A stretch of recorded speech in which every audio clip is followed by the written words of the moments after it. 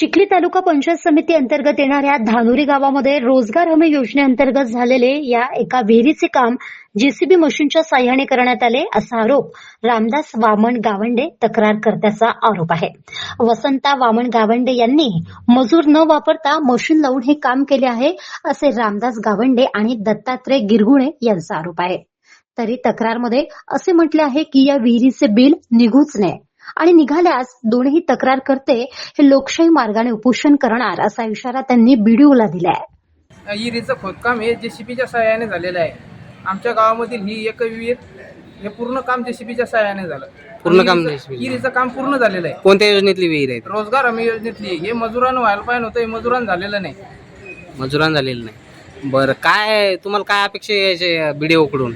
याच्याकडे अपेक्षा हीच की या विहिरीचं 1 रुपया सुद्धा बिल निघू नये। याने शासनाची पण दिशाभूल केली आणि आमचं पण मजुराची पूर्ण हानी केली।